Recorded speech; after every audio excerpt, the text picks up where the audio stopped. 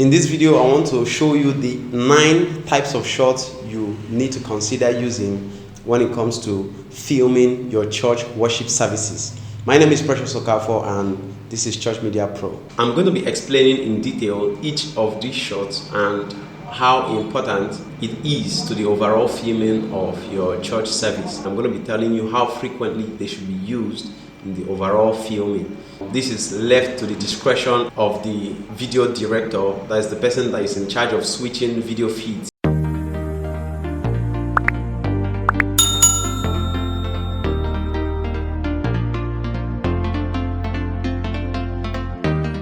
Alright, let's dive into the 9 shots on my list. The first one would be the wide angle shot, which is also called establishing shot. This is used in movies when they're trying to establish the scenery. The introduction is trying to introduce the scene and the set. So for your church, this would be the shot which is maybe capturing halfway through forward the congregation or the whole church, from let's say the middle up till the pulpit. It's trying to take the whole depth of the church, the whole view, the stage, the band, the seats in front, and any other view, even the lighting and all those things. This is the wide angle shot. This just sets the tone for an introduction to the service. The second shot on my list is the full shot. This is used alongside the medium shot. The full shot just basically captures the person on the stage from head to toe, whether it's during your worship session or during the message. It helps to capture the whole body movement of the preacher or the person on the stage for context purposes. The number 3 shot on my list is the medium shot, which is mostly used. This shot is used, let's say 70% of the time during your live stream.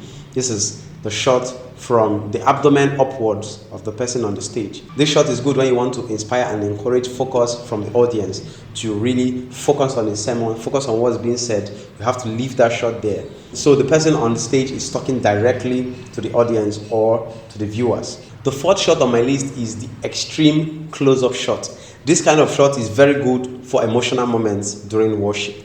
When the worshiper is leading worship, when people are emotional, people are, just caught up in the spirit and really into the worship, into the whole experience. You can capture both the person on the stage or the people in the crowd or the instruments or the instrumentalist. So this is a very good shot. One of the characteristics of this kind of shot is that it takes up almost all the screen. The face of the person in focus takes up the whole screen of the video. That's for the extreme close-up shot. Number 5 on my list is the side angle shot. This kind of shot is taken from either the left or the right.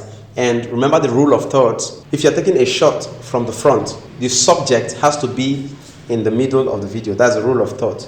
When you divide your screen into 3 thirds, the subject of the video has to be in the middle. That's from the front. But when it's from the side angle, the person in focus has to be on the first third of the screen. It has to be on the first third of the screen. And this kind of shot is good to give perspective. It's actually called a perspective shot. It gives perspective to what the person is also looking at and what he's seeing, and from his own side. The number 6 shot on my list is a very powerful shot. It's called in the crowd.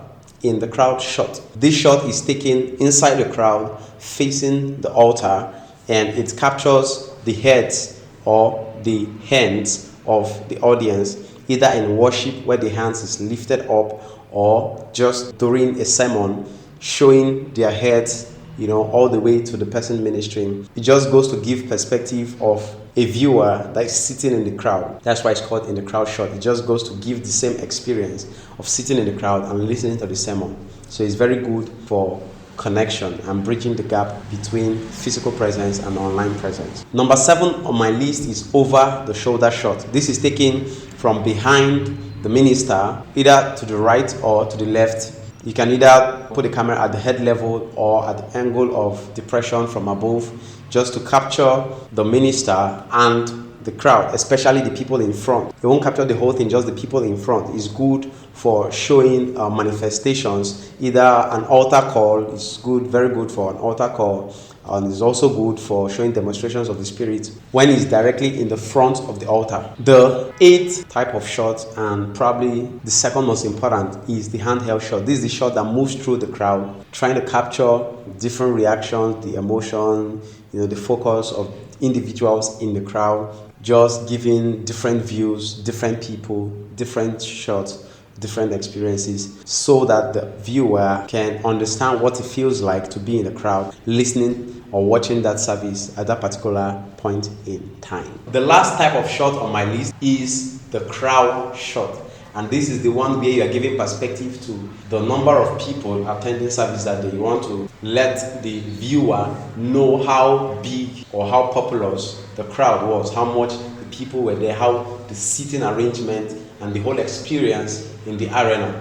These kinds of shots should be taken not very often, because it can be distracting to the viewer and it can make the viewer lose focus. That's why we actually use the medium shot most times to keep the focus on the speaker, and it's very good for attentiveness. If you found this video helpful, please don't forget to like this video, leave a comment, hit the subscribe button and turn on the notification bell so you get updated once we drop fresh content. Thank you for watching this video. Catch you soon.